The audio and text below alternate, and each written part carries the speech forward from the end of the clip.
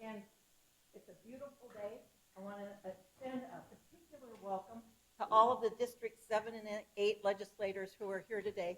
I know, we all know, that you don't get a whole lot of time during this part of the year to spend with your families, and we appreciate your being here with us today instead of doing that. And of course, we could not have the legislative coffee if we didn't have sponsors, and I want to extend a thank you to the Brookings Economic Development Corporation, Vision Brookings, and in particular to Cool Beans, who's providing the coffee that we're all drinking this morning. And then the City of Brookings, again, we couldn't operate without them. They are providing the technical assistance with the AV stuff today, and they are doing what we need to have done in order to rebroadcast. We will rebroadcast this proceeding tomorrow at 1 o'clock and Monday at 7 o'clock, in case you want to watch it, or you have a friend that wants to watch it that couldn't be here today.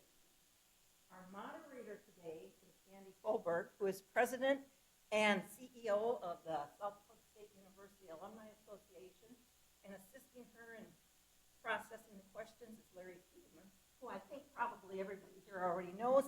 He is a past senator and legislator himself, and we welcome him here today too. Eric Lynn, are you here somewhere? Erica Lynn, she is a local photographer who is here today taking some stock pictures for the chamber. I don't expect that she's going to be focusing in on any one individual, but if you have an objection to have your picture in a stock picture for the chamber, come tell me that afterwards, and we'll make sure that you don't show up on any of those when they get used. And of course, we want your questions.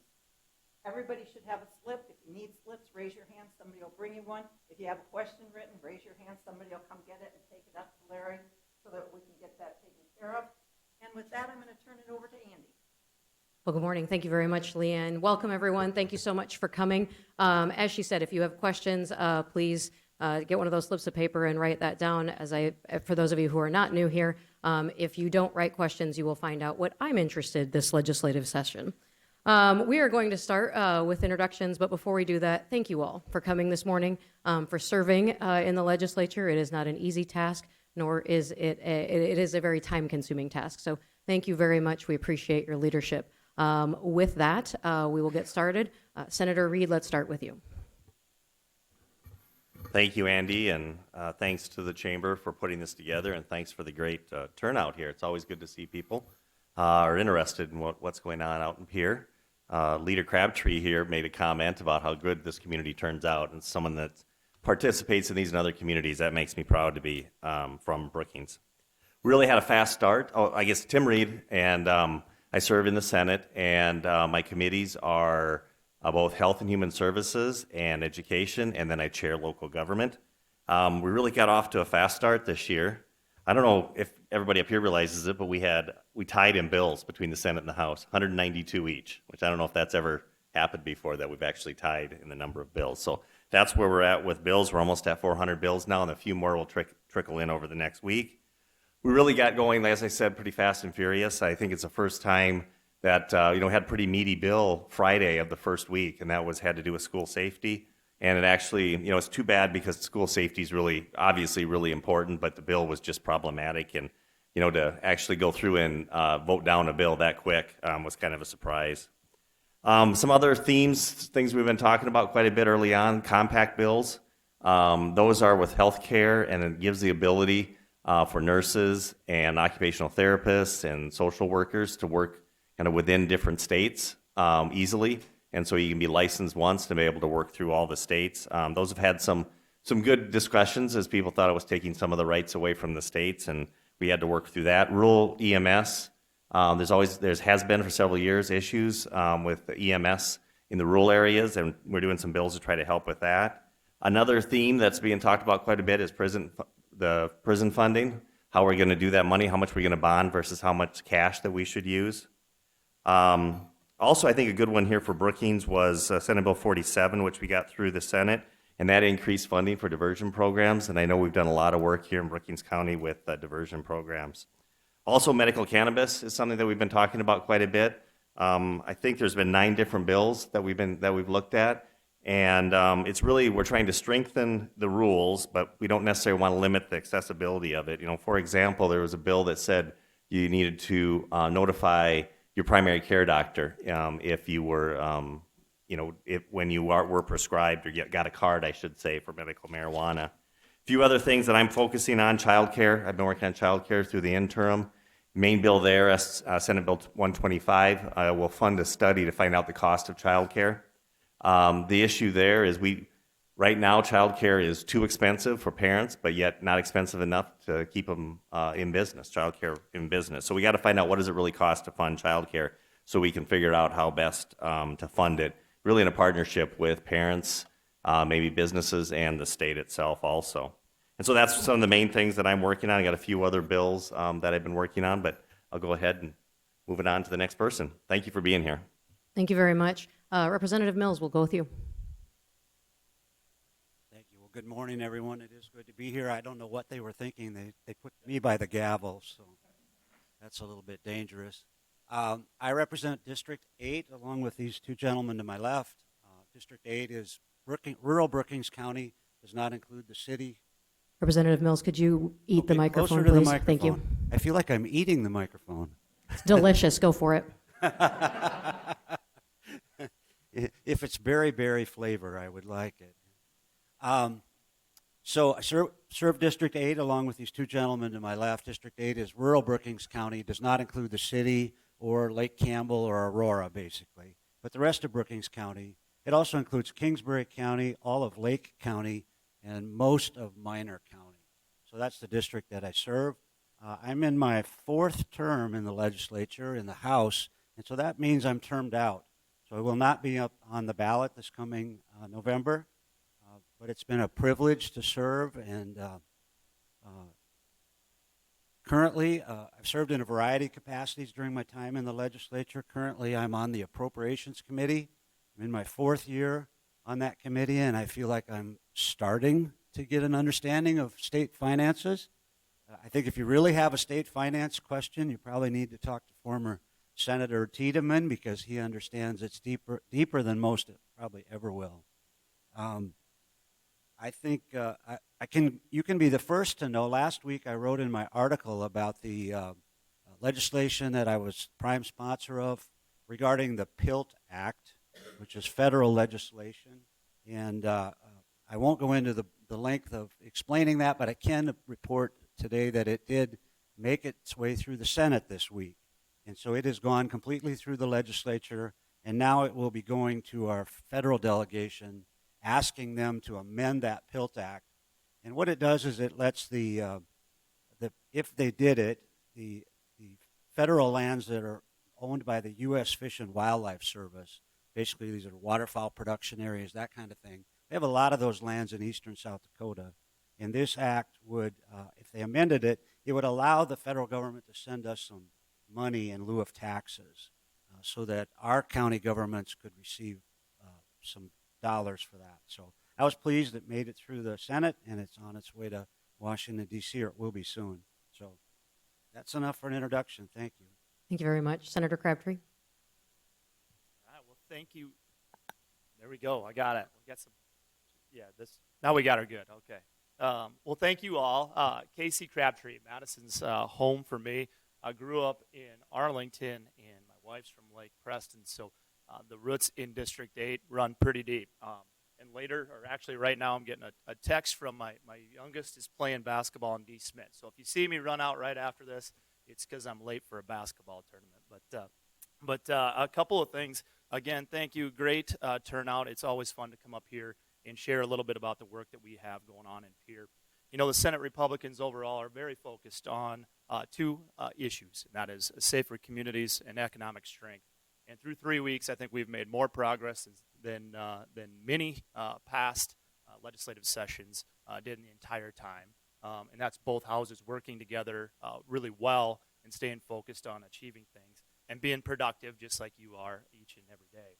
A couple of things that I'd bring up that I think are exciting is on Thursday when we walked off the floor, received every single Republican vote, was SJR 501. And it is a measure that would go back to the voters and they would decide if they want to incentivize work or if they want to incentivize more government dependency for those that are able-bodied. And so what that is a work requirement for those that are able-bodied when it comes to Medicaid expansion.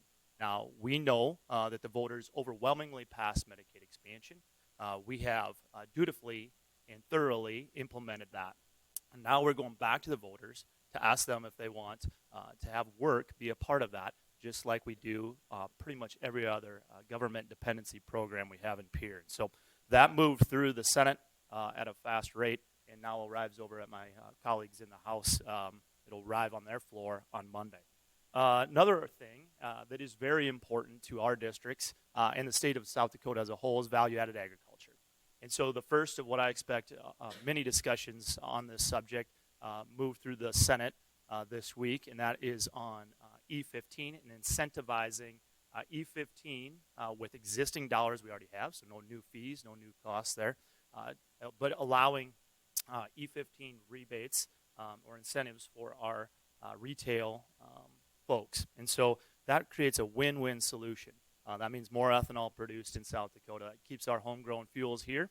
It also provides a really good savings for our consumers. And so we'll see that go forward. A couple things that I think are worth noting is when we talk about ethanol, I mean, we're talking about our economy. And that matters whether it's Main Street, Brookings, or certainly in my area as well. So we all do well when agriculture does well. When we talk about ethanol, we talk about 64% of our corn goes into ethanol.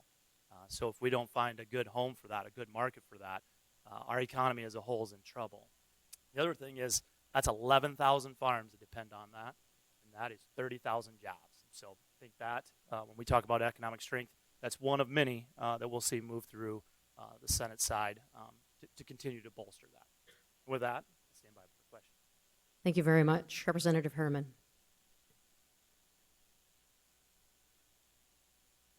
Thank you.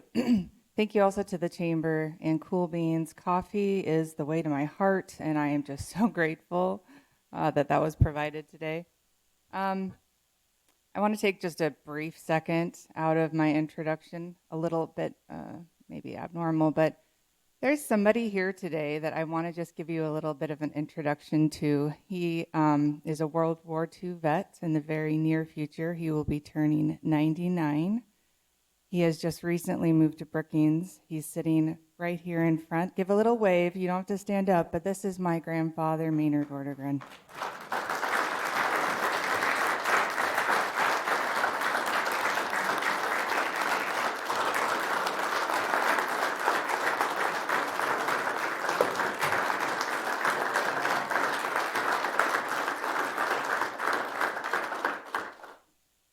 I told you before we started we weren't running for office today, and so we should just keep our... I'm sorry, my bad. It's just such a joy to have him here and to look up and see family that loves you and supports you, and I'm just so grateful. And we've added another number to Brookings, so just increasing the population. I sit on the House Education and the House Health and Human Services committees. They're always busy, they're always sometimes entertaining, but we have some very serious topics that generally run through both of these committees. I spend the bulk of my time reviewing bills that we're going to see in those two meetings. They often are complicated, and they're always impactful. So most of my focus ends up revolving around those, but I do want to talk to you a little bit about some of the other bills that I'm either supporting or carrying for this session. Over the interim, I sat in on the long-term care study. We spent, I think we had about 5 meetings ending up in November where we were talking about all the nursing homes that were closing, some of the funding issues, the workforce issues. And as we talk through that, it's just compounded with all of the different complications from childcare to technology needs within our nursing home. And we know that this is a really important issue to South Dakotans. And so I will be bringing 2 bills along with Senator Sidney Davis that are hoping to address part of that. The subcommittee I sat on was for innovation. And so when you're thinking of how we can approach this problem with innovation, 2 things really came to the surface. One of the bills is going to be requesting a federal study for a federal program called the PACE program. This is a capitated payment program and has been rolled out in some of the states around us. So we're asking for about $150,000 to do an extensive study to understand if this PACE program could be helpful for South Dakota as well. Don't want to just jump into something that might not add value, but I believe that it could be very worth our time and provide valuable metrics and data either way. So that's one of the bills that I'm carrying, along with a bill to provide grants for innovative technology. So this could be a robot that sanitizes rooms. It could be a robot that brings food on a tray. It could really be anything that's innovative that would help with some of these workforce issues and improve our resident experience in long-term care. So those are two bills. One bill that I had spent some time on this last week was revolving around how we can support moms and babies and increase prenatal visits ahead of time specific to the mothers on Medicaid. This bill requested that we have reimbursement for mothers on Medicaid for doula services. We know already from other states that have rolled this out that it has increased prenatal visits, which is an objective for DSS, according to our Secretary, Matt Altoff. And we also know that states have either broken even on the costs or in some cases even saved money just due to the preventative nature of having a doula involved. This bill was very close to my heart. I was very excited about it, and it resulted in extensive conversations with the department around the value that it would add. This last week, it was presented in committee hearing, and the department committed to this program to support under Medicaid for mothers. I see this as a really great win for South Dakota and for our families. And because of that, it resulted in me tabling the bill, and they have made a commitment to work on this program very quickly, even before the end of the next fiscal year. So I'm really excited to see how that pans out, but that took a lot of energy in this last week. Thank you. Thank you very much. Representative Reich. Thank you. Thanks to the Chamber and the Cool Beans and for all of you to show up today. Appreciate the opportunity. I'm also in District 8 with the two gentlemen to my right. We're off and running out there. We're a third of the way through, so that's kind of exciting. Just a couple of bills that have gotten some contentious debate already. Compacts designed to allow professionals, mostly the medical, counseling and so forth, communities to go back and forth, to move to South Dakota and to have less red tape to practice their skills here. We also had an anti-Semitism bill that had a lot of debate on the floor, and the last bill we did Thursday was regulation of automated vehicles bill. And you think, it's the last bill that you do before you go home. You'd think that people would be, wouldn't talk about a lot. I think they talked for 45 minutes about that bill, but finally passed it out.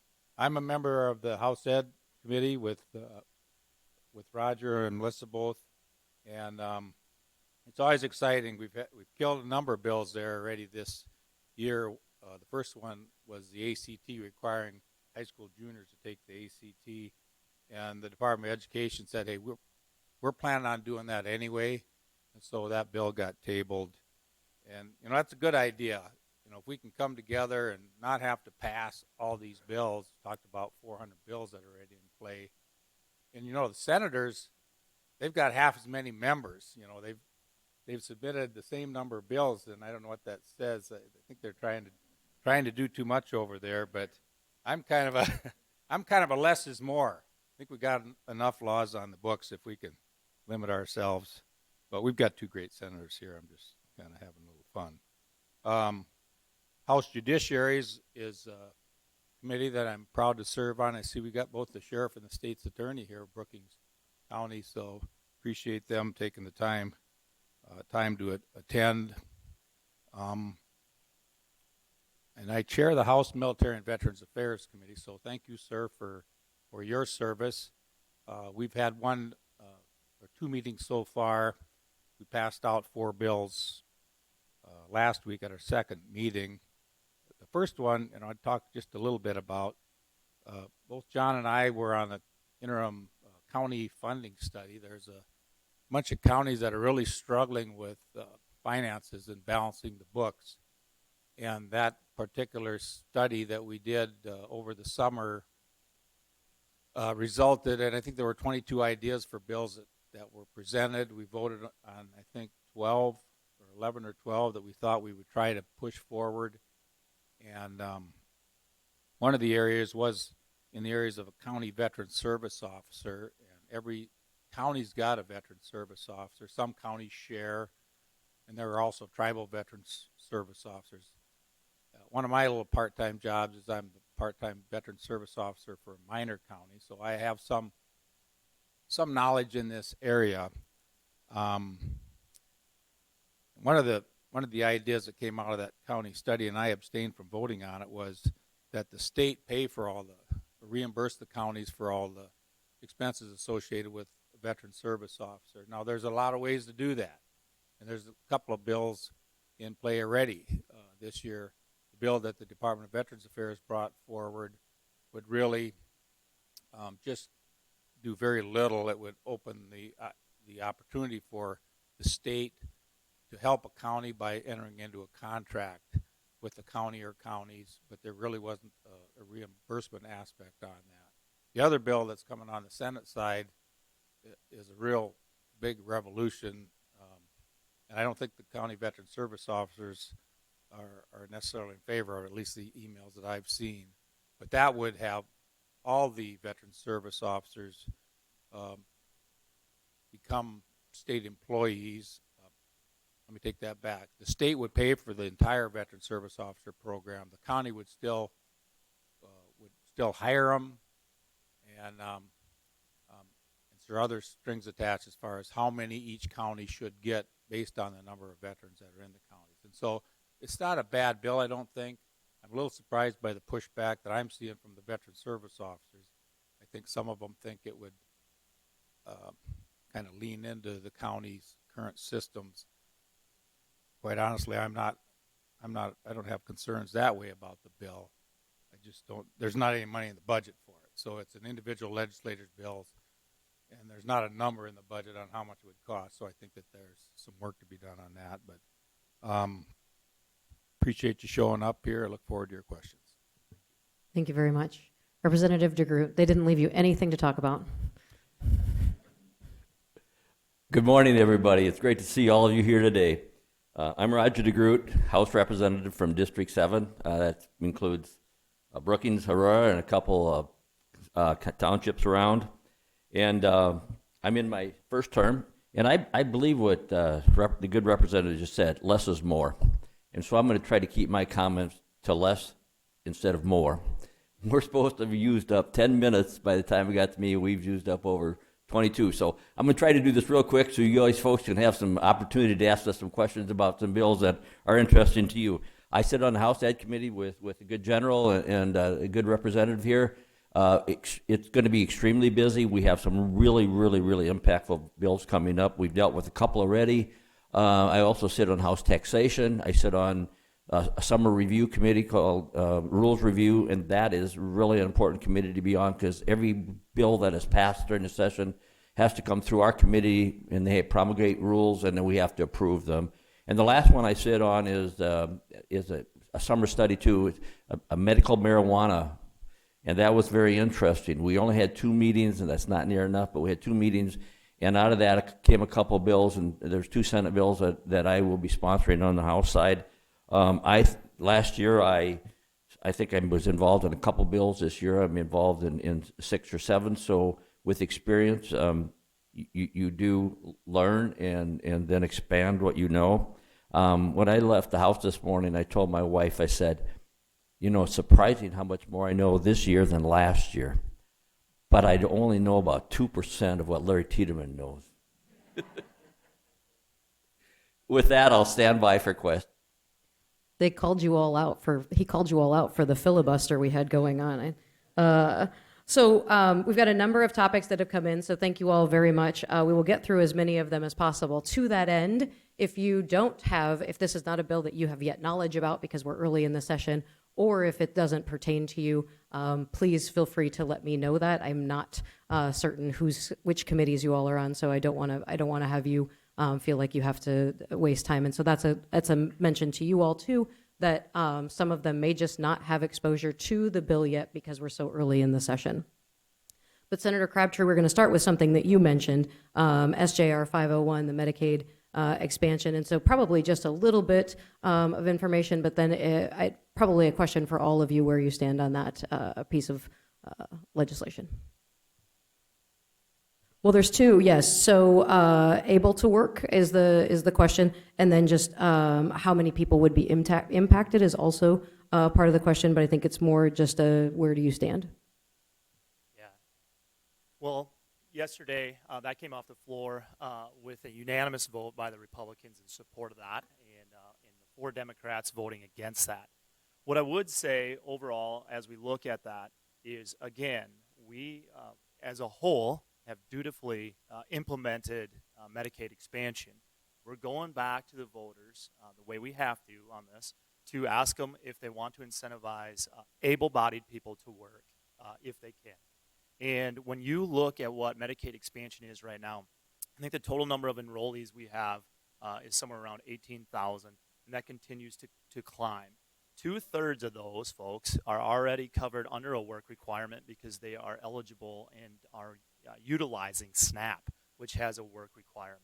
So what we see is a small amount of what's enrolled right now that wouldn't have a work requirement apply. But these, we want to make sure that we're catching any able-bodied people and incentivizing them to work because we believe work is a better way of life. South Dakota's got a long and proud history of incentivizing work, and that's what we want to do. Now, for those that need the help, we want to make sure that we deliver that, and that's why we're separating the two so clearly. Now, for all the details about how one of these work requirements come together and what that looks like, that is several steps down the road. Today, it has to pass through our friends in the House, who, by the way, passed it last year. It lost in the Senate Health Committee. So if they approve it again, which I expect that they will, then that will go back to the voters, and the voters will get a chance to weigh in on it. And then several steps down the road have to happen before this actually happens. One, we have to have a different administration in Washington, D.C. They would have to want a work requirement. And then the state of South Dakota would have the ability to go into a work requirement should they want. Now, historically, we always have. And the details of who would apply and how that would work would be formed at that time of the state of South Dakota. Thank you very much. Senator Reed, do you have a follow-up? Thank you, Andy. Last year, I was one of the ones that actually helped kill this in Health and Human Services. At that time, so early in the process, I didn't think it was good to present this to the voters. I will say I've changed my mind. A couple things. First of all, there's a little more verbiage in there about the ability to work. If someone has a disability, that would be taken out of it, and so that helped move me along to be for it. The other thing is, over the last year, I've had a lot of folks ask that they would like to vote on that. People that said, I voted for Medicaid expansion, but I do think that this is a change that should be made. So I wanted to make sure that they had the opportunity coming up here in the next election to vote on that. Any members of the House want to add anything to this? Representative Mills. I would just add something briefly. I think this is a pretty good example, and we're going to have more of these coming up in November, that something like this really should not be in our Constitution. The voters vote on an emotion and an ad campaign, and now we're sitting here dealing with how do we tweak this? How do we make corrections?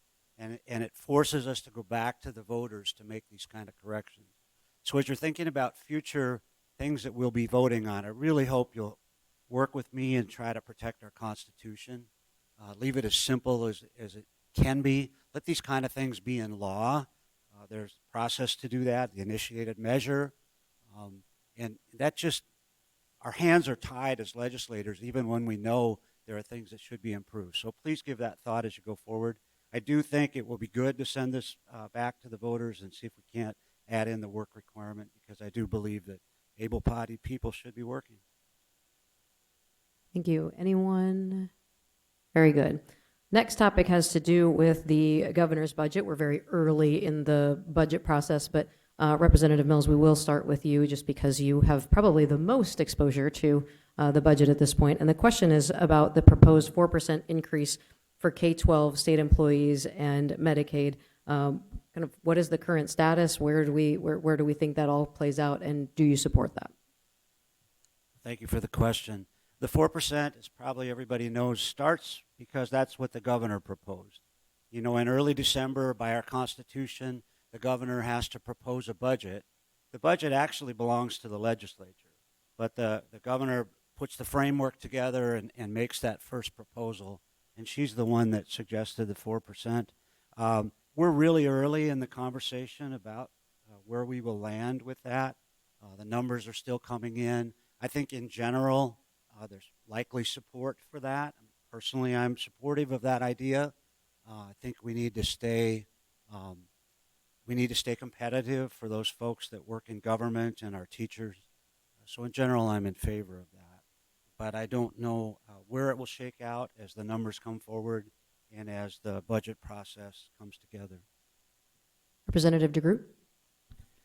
I think the 4% is just a starting point, folks.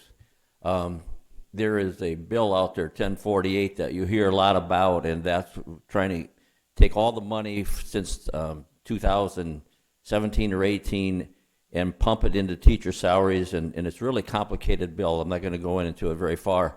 But anyway, I think 4% is a starting point. What I would also like to see that the governor didn't mention is a tuition freeze, and that affects the Brookings and Aurora, and of course SDSU. We need to keep working on a tuition freeze as well. Anyone else care to? Thank you. I think everything that's been said so far rings true, especially about the fact that the legislature gets a final say. Just bear in mind that the big three, they like to try and keep the big three together so everybody gets the same amount. That's not to say there's nothing in the law that says you have to, but that's always been the practice. So it was $93 million to propose this 4% for the big three, and for every percent, assuming they'd all get another percent, it would be another $23.3 million. So it's a lot of money. I applaud the governor for coming out with it, which is something historically a little bit higher than the normal. And I trust the Appropriations Committee will come out with something that we can all agree on. Right, John? Very good. Anyone else? All right, we're going to move to our next topic. It's about childcare. We're hearing a lot in South Dakota about childcare. Senator Reed, you served on the interim committee this summer, and you've done a lot of work on this issue. So can you give us an update of where things are in the legislature with childcare, and maybe what proposals are out there that could see some assistance in this area? Thank you, Andy. And Senator Crabtree here was nice enough to send me to do this last year.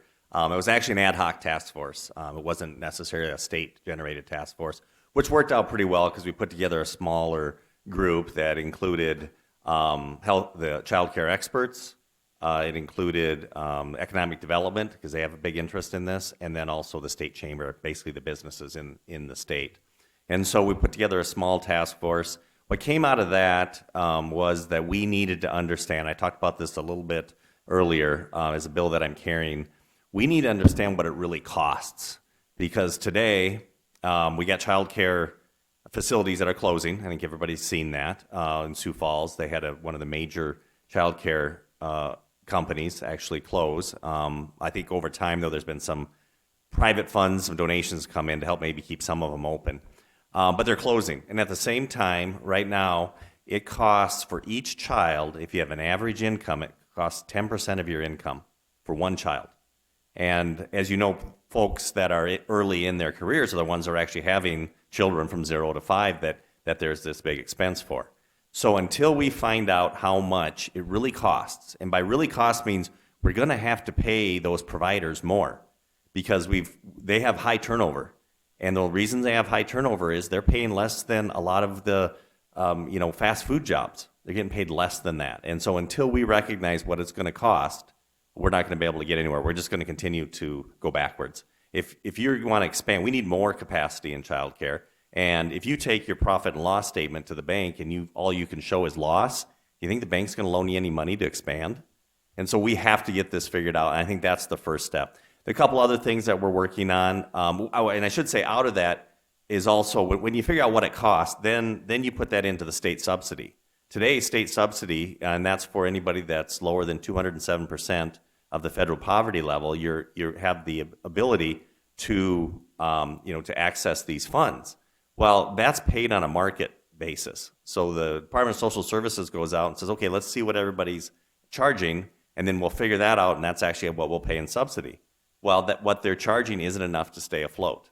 And so that's another thing we'll do with that is saying, what should these subsidy rates be? We need to probably go to a cost basis. That's the same thing that we've dealt with child care, or I'm sorry, with long-term care. There are folks and Representative Rayfeld's working with me on that she's saying, listen, I'm subsidizing these, I'm paying more because, I have the ability to, so those subsidy rates, work for those children.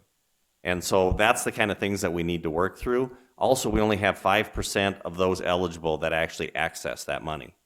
And that's just showing that those folks that may want to work are not able to work because it still costs too much for them to do. It doesn't make sense for the jobs they have. They might as well stay home and take care of their children instead of if they wanted to get into the workforce.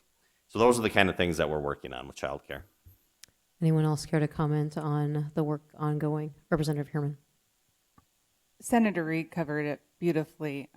Just from more of a personal side, I've received a lot of emails, and I've experienced it myself in my day job, that exact sentiment, right? People would love to be working. They'd love to be in the workforce, but they have to leave. And they have to leave because childcare is costing more than the rate that they're getting at their employer. And so, it's all connected. We've talked about that a lot between childcare and workforce, but it is something top of mind. There's a lot of discussions going on around it, and I've been hearing quite a bit through email from people on it as well. So I look at that issue as a priority. Thank you very much. We'll move on to a new topic. Senator Reed, you mentioned compacts in your opening statement. And so I just want to get a little bit of more information. House Bill 1013, sorry, I did not give you advance notice. House Bill 1013 talks about compacts. I don't know if there's one of you that has more familiarity with this topic than others, but I am inclined to, since you mentioned it in your own opening statement, despite the fact that this is a House bill, Senator Reed, would you like to begin? Sure, and we did pass this out of Senate Health and Human Services, and actually passed it out of the Senate also. Was there a specific question or just a little more discussion on it? I think it's a little bit of thank you for support, but for the sake of the audience, you might want to give a little bit of information on what the compacts are. Sure. And so the compacts are, and I think a great way of talking about it is to think about down in the eastern corner of our state, on the southeastern corner of the state. You've got 3 states there, and as you're trying to fill all the healthcare professionals that we need, people move around. And so what this does is it says you can have basically one license as a advanced practice nurse, and an advanced practice nurse could be your nurse anesthetists are advanced practice. You also have your nurses that are a doctor of nursing, and so they have a little more practice that they can do. And so what it does is it allows them to be able to move between those 3 states. And so you go in and you're saying, hey, listen, I'm getting one license, and then there's a group that gets together and says, here's what that license is about. Some of the controversy, though, was, sometimes you have different, what's called scope of practice, right? A nurse anesthetist may be able to do one thing in one state, but not do something in another state. And the argument there was, now wait a minute, that we don't want that compact superseding our state. And as we look through it, really in the scope of practice, there was in that compact that if you can't do it in that state, then you're just not allowed to do it. And it's basically kind of like speed limits, right? When you're coming along, you're in South Dakota and you can go 80, and then when you get over to Minnesota, you can go 75, right? So it's kind of like that. You have to still follow those laws. So there was kind of a lot of controversy over that, and we've got it settled down. So everybody said, okay, we're not at least going to have those issues. A nurse that's practicing in South Dakota is going to follow South Dakota rules. And so that's what that was about. But it did, I mean, there was good discussion about it, but it really did pass through handily through all of the chambers, and we'll see what the governor thinks of it. Representative DeGroot, would you like to add comment? Just a real quick comment. I didn't have any idea what a compact was until this last week. And I think we had 3, if not 4, and there was lively discussion on it. And I think the senator handled it real well and how to explain this whole thing. Basically, what it does, you pay one fee and you can practice in those 3 states or 13 states or whatever the compact covers for one fee instead of getting licensed in each one of those states. And I think that just really makes it better for nurse practitioners and whoever else, and counselors. That different people have different compacts. But I voted for all of them. I listened to the testimony, and the representative that he referred to talked on all of them on the House side, and I thought she did a great job. One more comment, if it's okay. If you look on the top of the screen there where it says two pages out of 20 pages, and they're all underlined, and that means all of that got added. So you can imagine the work that has to be done. You try to get through the bill, and you're still going to have to go to people. You got to go to the nurses and find out what this means. You want to go listen to the medical association and find out what it means. And so that's why there's a lot of work that's done. When you see a 20-page bill, it's all underlined. You have to pause for a minute and say, okay, what are we really putting into law? Representative Mills. Thank you. So I was one of the people who voted against these compacts, partly for the reason that the senator just described. They're very long and complicated and difficult to understand. We had just had a presentation in appropriations the week prior to the first compact that said, you know what, our laws are getting so expansive that we need another employee, another lawyer within the Legislative Research Council just to be able to keep track of it all. And so with these lengthy laws like this and the potential that we may be giving over some control of our own state management of these practices to a broader group, that's where my heartburn came with all this. I was reminded during the debate of something I heard early on at a gathering that I went to that said the 6 most dangerous words in the legislature are, there ought to be a law. And here we have these very lengthy laws that added pages and pages and pages to our law books. And so I voted against it for those reasons. And also just sort of the uncertainty. There obviously is some transportability that's favorable and beneficial, but awful lot in there that I don't think anybody up here would say they fully understand. So voted on caution. Senator Crabtree. Thanks. Well, I want to just kind of give a little background for everybody on the process so much. I mean, my colleagues all gave good comments on the bill in particular. But going back, whether it's this bill or when Representative Heerman or Senator Reed talked about child care, I want to just give a little bit of an idea of what happens here. We got 38 days where we hear every single bill, and every single bill gets processed. It's one of the things that makes South Dakota and the legislature beautiful. That does not happen with our neighbors to the east. What I want to say here is on both of these items, they're extremely complex. There is no easy fixes. Okay, what's at the heart of each of them? Lack of workforce. And that's the problem we've got almost all the time in South Dakota, no matter what we're trying to fix. It has to do with the workforce. And so we're continually focusing on that. And what you have is, whether it's this product, whether it's what Senator Reed's working on the child care, is 38 days in session, but that's our folks working all the way through the interim period to try to solve these complex issues. And then the balance is really how do we help, right? I think all of us would agree that the government, it shouldn't be leading the way on these things. We want, whether it's certain ones here, parents, private employers, healthcare systems, whatever, we want them to lead the way. We just need to know where we come alongside of it. So kudos to all my colleagues for their work over the summer. That's why you've seen such a productive first 3 weeks in the legislature. Thank you very much. Unless there's someone else, we will move to the next topic, which is SB 53. It would allocate $94 million of ARPA funds to water and wastewater projects. The question is, could you comment on it. And so if someone would like to give a little bit of background, and then probably each of you where you stand in terms of support to this. Senator Crabtree, you've moved your microphone closer, and so I'm going to start with you. Thank you. I can probably take this one first. This went through Senate State Affairs, which I get the pleasure of chairing. What we're focused on here is really water infrastructure. We know we've got a need all across South Dakota. We've invested in this over the course of the last few years.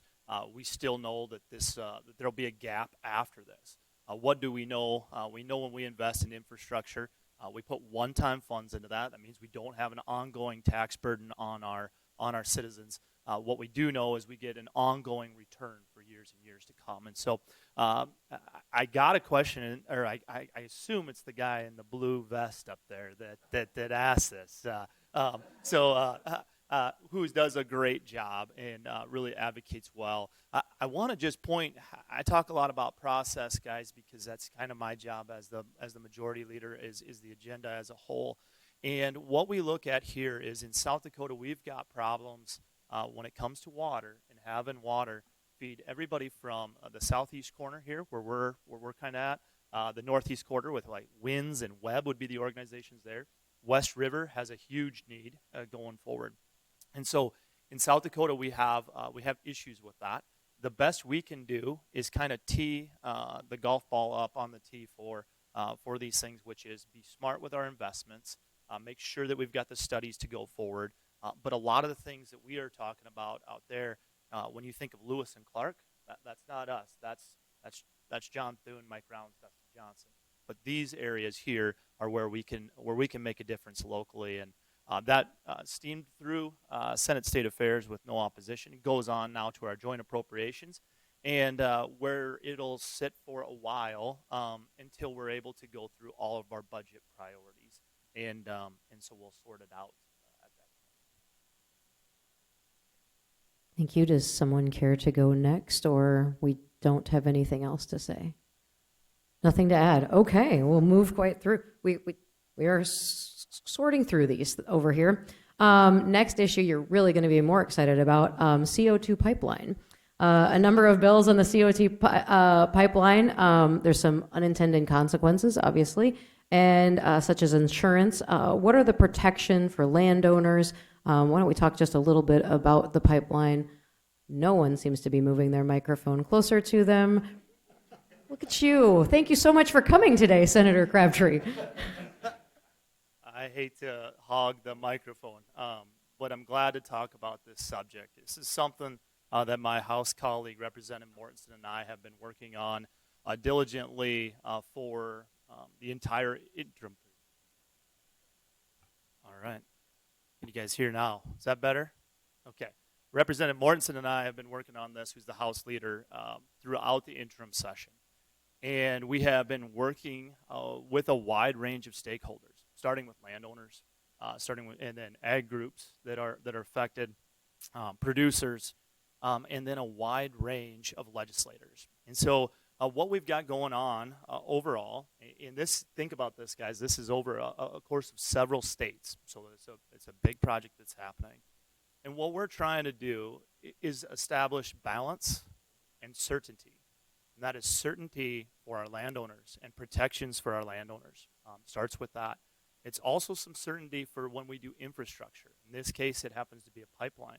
But the same rules apply when we're talking about natural gas, electric transmission, all the other things that we need here in South Dakota. And so we're working through those. The beginning of those bills was dropped, or published is the right word, to use outside of the peer bubble, yesterday by my House colleague, Representative Mortensen. That has to do with access and survey. And so we're working on those things together, carrying those forward.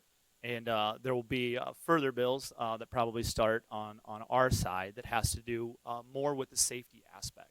And what you see out of that is a lot of work that has been done because of what we've taken from feedbacks from all groups. And, you know, it's real easy to sit there and point fingers back and forth. And I think we've heard enough of that. And I think that's what you see in D.C., and that's why nothing gets done. And in South Dakota, we've got a proud history of rolling up our sleeves, doing the hard work, and finding things that work for everybody. And the beginning of that package was released yesterday. You'll see more of that over the next coming days. And in the end, we'll provide certainty and protections for those landowners, safety being number one. And then we'll also be able to provide a future for our ag community, our actual landowners, to make sure that they've got value in their land, to make sure that they can get the most value for the corn they produce. And we'll continue to work on it to get that solution. Thank you. Senator Reed? Thank you. I guess one comment that I wanted to make is I know that Representative Mortensen and Senator Crabtree, I've heard them be on opposite sides of this issue when they're talking about it. So that's what's working well, is that we've got both sides coming together and working through some bills over the interim and see if we can produce something that will work for everyone. So I commend both of them for sitting down and putting forth some bills. And when they come, we'll take a look at them. And I think there'll be a lot of good debate over them. Representative Mills? Thank you. Well, this is definitely a hot topic, and it's just starting to heat up. I think we all need to recognize that it's being driven by our federal government that has been acting, in my view, irresponsibly, printing money in this case to fund tax credits for something that's not proven, and many of us think isn't even needed. We reserve eminent domain in South Dakota, or we have, for those things that we all need: electricity, roads, gas lines to heat our furnaces to keep them warm. Nobody in this room needs a CO2 pipeline. And I think there's not enough talk about how dangerous they are. It sounds safe enough, but when you dig in and you realize the extreme pressures that the carbon dioxide would be put under, the volumes that would be there, and the impact that happens to us all if those pipes break, they're extremely dangerous. I'm thankful that we've kind of had the pause button on, and I'm hopeful that we'll be able to work through a number of these things. But eminent domain, of course, is at the heart of this issue. We saw a lot of abuses. There were 160 lawsuits filed against landowners in South Dakota to take their land for this pipeline that didn't even yet have a permit. And an awful lot of bad things happened as a result of that, including surveying of the property, which included driving drill rigs out into crop ground. And so there's a number of things we need to work through. And just kind of, I also think we're at a unique time that we really ought to put the pause button on CO2 pipelines. I just heard of a study at School of Mines, actually, where they took CO2 in the laboratory and they turned it into an aggregate. And if we just give a little more time, if we could turn CO2 in an aggregate, and we could do that at the source of the CO2 and be able to use it to gravel our roads or something like that, that's a whole lot better solution to capturing CO2 than to stick it in a pipe in a very dangerous way and spread it across the countryside. I think there's a risk to all of us if this happens, if it goes forward as the federal government has envisioned it. And so I really hope we'll put a long pause on this and indeed give our landowners some eminent domain protections. Thank you. Representative Rush? Sure.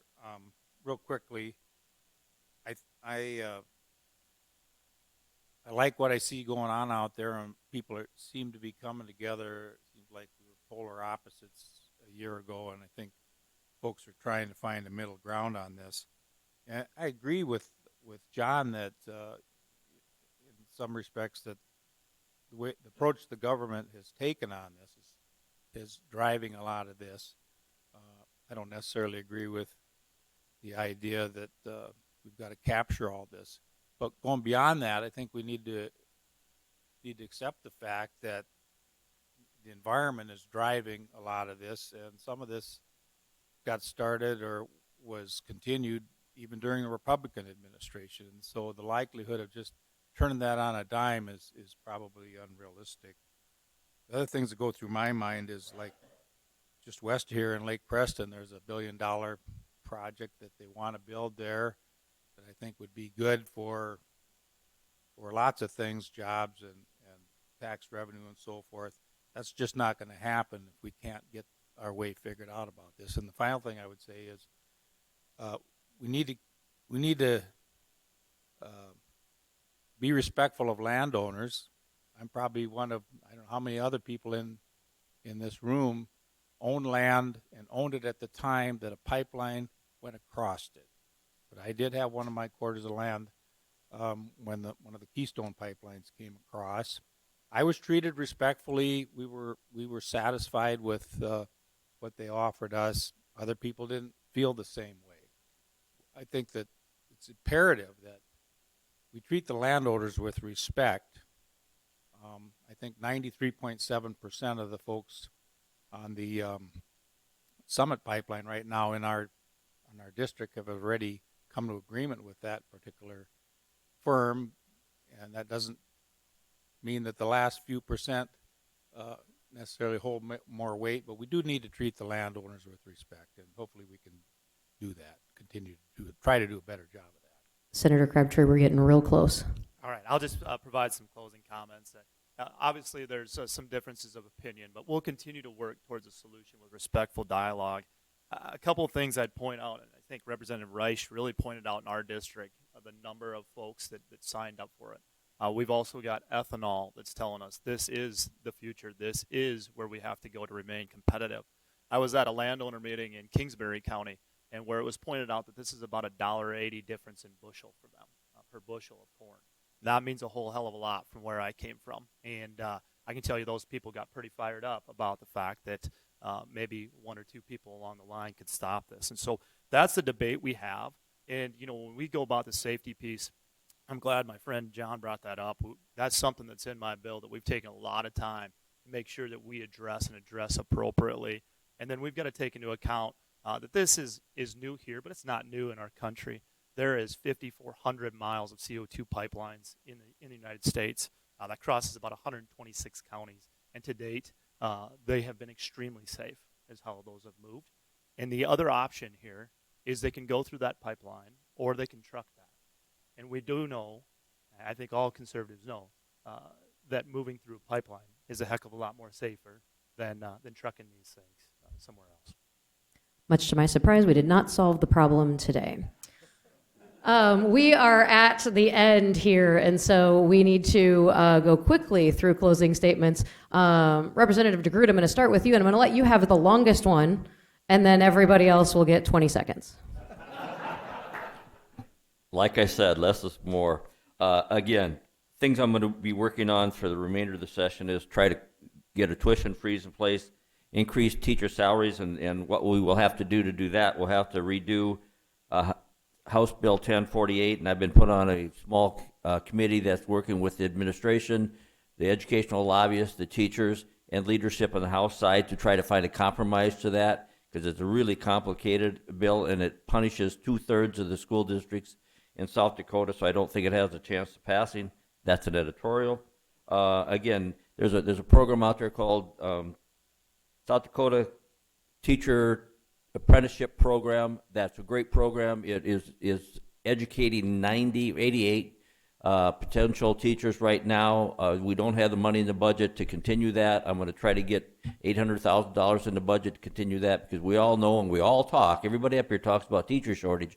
We need to do something about it. There's a great program that's being run through the Department of Education, Department of Labor, Dakota State University, and Northern State University.